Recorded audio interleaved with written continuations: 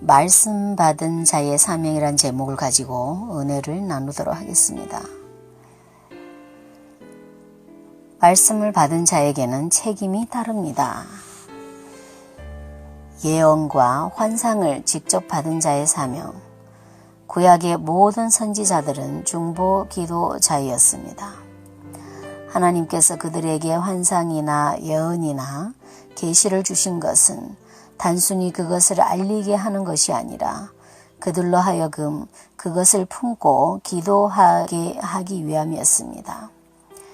예언만 해서는 하나님 나라에서 큰 자가 될 수가 없습니다. 하나님께서 알려주신 계획을 가지고 에레미야처럼 울며 기도할 때 자기가 받은 예언, 환상이 이루어지나 안 이루어지나 구경하는 것이 아니라 정말 중보 기도의 자리로 나아가게 될 때 하나님이 계속 예언을 주십니다. 다니엘이 예레미야서를 읽고 난 다음에 70년 만에 포로 생활이 끝난 것을 믿고 베옷을 입고 죄를 무릅쓰고 기도했던 것처럼 말입니다. 이것은 계시를 직접 받은 자뿐 아니라 전해 들은 자들에게도 해당됩니다. 누가 우리 공동체에 대해서 여러 가지 예언을 하면 그 예언이 주께로 온 것임이 분변될 경우 우리는 그 예언을 듣고 신기해야 할 것이 아니라 그 예언을 붙잡고 기도해야 합니다. 왜냐하면 예언이나 환상을 직접 받든지 전달해서 받든지 그것을 듣고 받은 사람에게는 주께로부터 임무와 사명이 주어졌기 때문입니다. 물론 내 귀를 꽉 틀어막고 그런 예언, 하나님께 받아서 전하는 설교 나는 안 들었으니까 나는 행할 책임도 없다라고 버틸 수도 있습니다. 그러면 편할지 모르지만 하나님 나라에서 삼류 인생이 되는 것입니다. 그렇게 아예 안 들으려는 사람이나 그런 예언적 설교, 하나님께 받아서 전하는 설교를 들어도 꿈쩍도 안 하는 사람은 매 마찬가지입니다. 하나님 나라에서 죄송한 표현이지만 삼류 인생 되는 것입니다. 하나님은 촛대를 옮기시거나 다른 순종하는 그릇을 찾으실 것입니다. 말씀을 듣는 것은 그저 재미로 여겨서는 안 됩니다. 들은 사람에게는 책임이 따릅니다. 물론 그 책임 수행은 힘들고 무거운 일이지만 그러면서 자기가 시대적 사명자로 살아가는 것입니다. 기도하는 사람이 지도자가 됩니다. 나라를 위해서, 세계 선교를 위해서 기도하는 것도 마찬가지입니다. 누가 기도하는지 안 하는지 사람 눈에는 안 보입니다. 증명도 안 됩니다. 그런데 5년, 10년이 지나서 보면 나라를 위해서 기도한 사람은 국가적인 일꾼이 되어 있을 것이고 하나님 나라의 일꾼, 섬기는 일꾼을 뜻함. 세계 선교를 위해서 성실히 기도한 사람은 하나님 나라의 일꾼이 되어 있을 것입니다. 하나님께서는 작은 일에 충성한 사람에게 더 중대한 사명을 맡기시기 때문입니다. 마태복음 25장 21절에 보면 내가 많은 것으로 내게 맡기리니 지금 말씀을 받는 것 또는 내가 직접 받지는 못해도 전달받는 것에 중대성을 강조하고 있습니다. 그냥 한 귀로 듣고 흘려버리기에는 너무 소중한 주님의 명령이라는 것입니다. 그것을 들은 받은 사람에게는 반드시 책임이 따른다는 것입니다.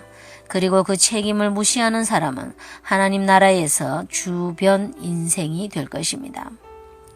나라와 정부를 위해서 기도해야 하고 지금 지도자를 위해서도 기도해야 하고 다음 지도자를 위해서도 기도해야 합니다. 하나님이 세우시는 사람이 세워지도록 기도해야 합니다. 이 나라에 하나님의 통치를 대변할 지도자가 나오도록 기도해야 합니다. 시간 다 되어 가서 기도하면 늦습니다. 어떤 사람은 지도자는 하나님께로부터 오는 것 아닌가요? 하나님께서 세우시고 폐하시고 하는 것 아닌가요? 하나님의 주권 아닌가요? 그래서 기도 안 해도 다 하나님의 주권대로 되는 줄로 믿고 있습니다. 예, 종국적으로는 모든 일이 하나님의 섭리와 주권 안에서 일어나는 것은 맞습니다.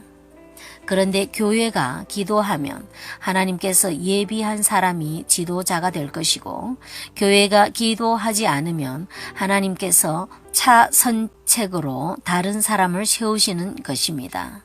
쉽게 예를 들면 학생이 큰 탈이 없으면 고등학교를 졸업하고 대학교에 들어갑니다. 그 큰 물줄기가 도도히 흘러갑니다.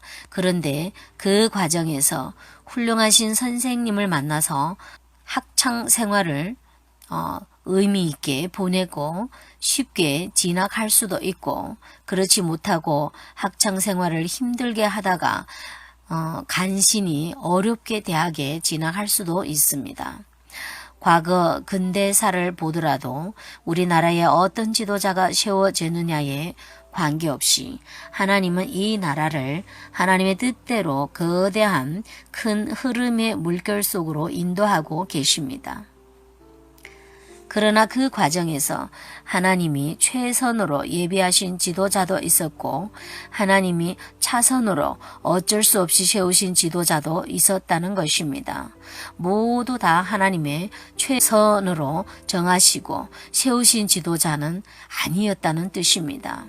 하나님이 기뻐하셔서 세우시는 지도자도 있고, 하나님이 어쩔 수 없어서 허락하시는 지도자도 있습니다.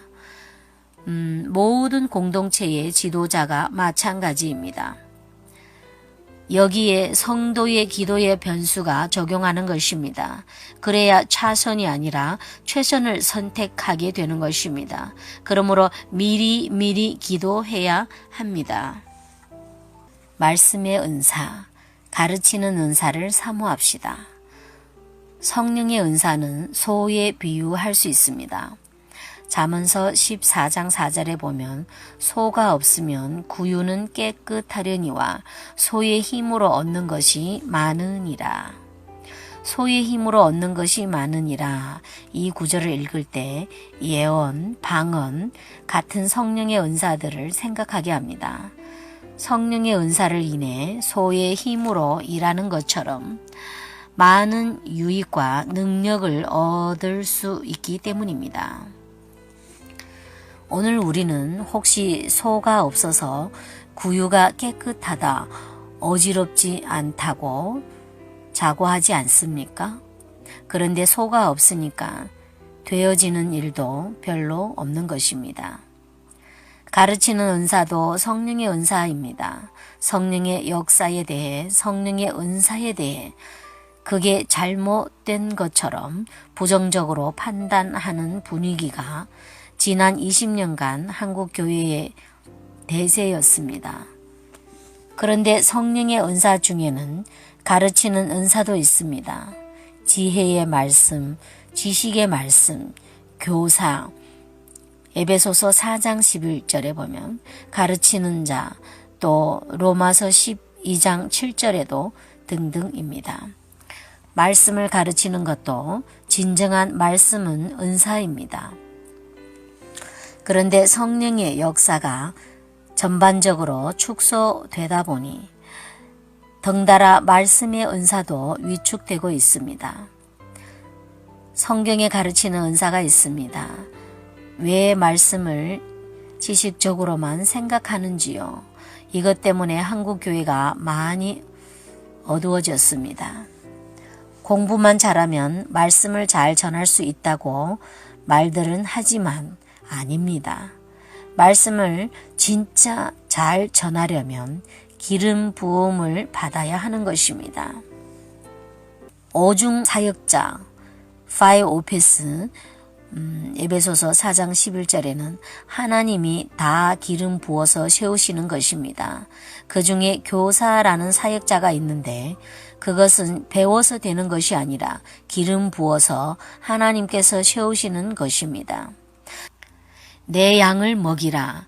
요한복음 21장에 보면 예수님이 베드로에게 3번이나 3번은 최상급 강조임을 뜻합니다. 내 양을 먹이라고 하셨습니다. 여기서 강조된 것은 먹이라는 것입니다. 목회적 돌봄보다 먹이는 것이 더 강조된 것입니다. 3번 예수님은 베드로에게 먹이라고 부탁하신 것입니다. 먹이라 무슨 뜻인지 잘 아실 것입니다. 말씀, 영적 양식을 먹이라는 뜻입니다. 신방하고 위로하고 전화 걸고 상담해주고 다 필요한 일입니다. 교회 행정을 잘해서 쾌적한 예배를 드리도록 배려하고 다 필요합니다. 그런데 금강산도 식후경이라고 먹이는 일에는 소홀하고 별로 먹을 거리를 안 주고 다른 일에 바쁜 것은 제대로 된 목자가 아닙니다. 그러므로 제대로 사명받은 목자는 먹이는데 자기 목숨을 겁니다. 다윗이 그랬습니다. 목동 때는 양떼를 먹이는 일에 자기 목숨을 걸었습니다. 그리고 왕이 되어서는 모세오경을 완전히 재해석해서 아름다운 시편을 구구절절 지었습니다. 자기 백성들을 하나님의 말씀으로 시를 지어서 먹인 것입니다. 하나님이 다윗을 보고 내 마음에 합한 자라고 칭찬하셨습니다. 다른 일을 잘 해서가 아니라 내 양떼를 잘 먹였다는 것입니다. 그러므로 먹이는 일은 무슨 여러 사명들 가운데 하나가 아닙니다. 아주 독보적이고 최고로 중요한 사명입니다. 참된 목자는 자기 양떼들을 충분히 꼴로 먹이는 일에 자기 목숨을 겁니다. 그가 오늘날 21세기의 다윗이요 베드로요 예수님의 형상입니다. 마지막 때에 주님은 잘 먹이는 목자를 찾고 계십니다. 이러므로 너희도 준비하고 있으라. 생각하지 않는 때에 인자가 오리라.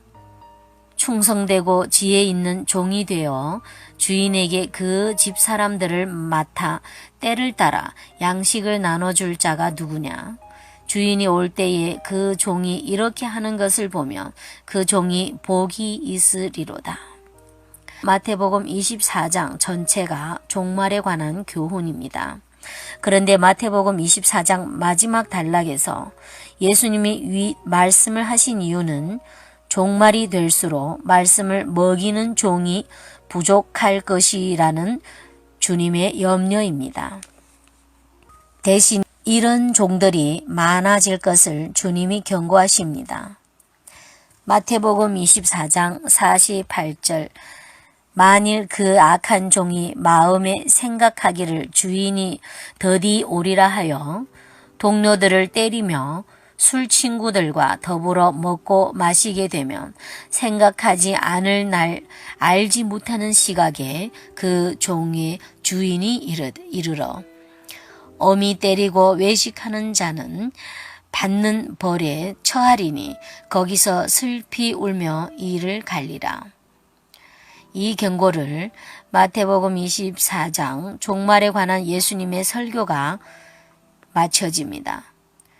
종말에 관한 예수님의 최종적 경고는 말씀을 먹이는 종들이 부족하고 엉뚱한 목자들이 많아진다는 것입니다.